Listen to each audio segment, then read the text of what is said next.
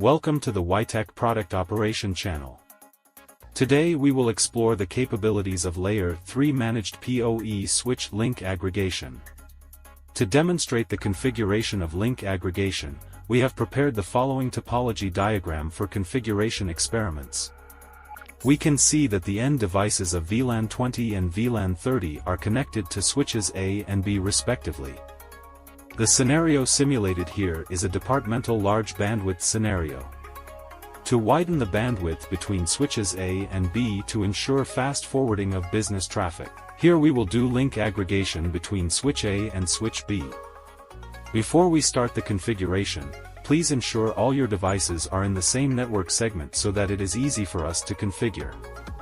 And then please ensure that the link aggregation configuration of both switches is fully completed before wired connections are made to prevent loops. Then we can start the configuration.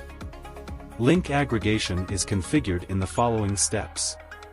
Step 1. Create lag1 interface and add member interface to increase link bandwidth.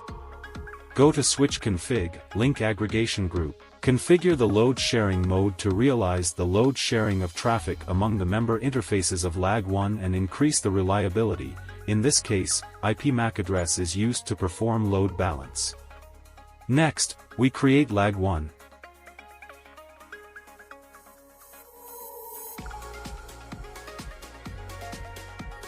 And add interfaces 1 to 3 as members of the link aggregation group. By default, the mode for link aggregation under L3 switch is static. Step 2. Create a VLAN and add the interface to the VLAN. Go to VLAN config, VLAN ID to create VLAN 20 in VLAN 30.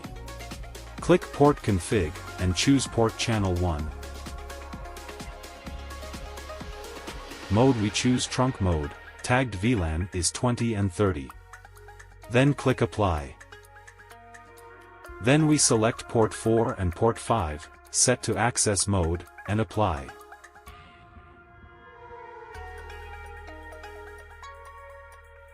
The configuration of switch A is now complete. Next, configure switch B. The steps are similar.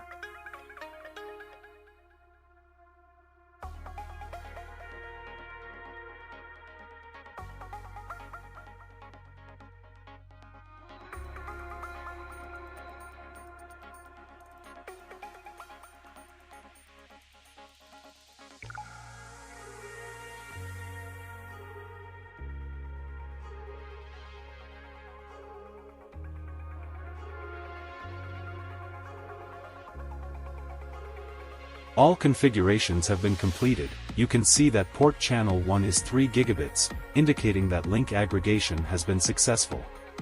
Let's verify the result. We set the two laptops into the same subnet, first connected to the port set to the same VLAN, and then ping test. We ping test PC1 with PC2. It's successful.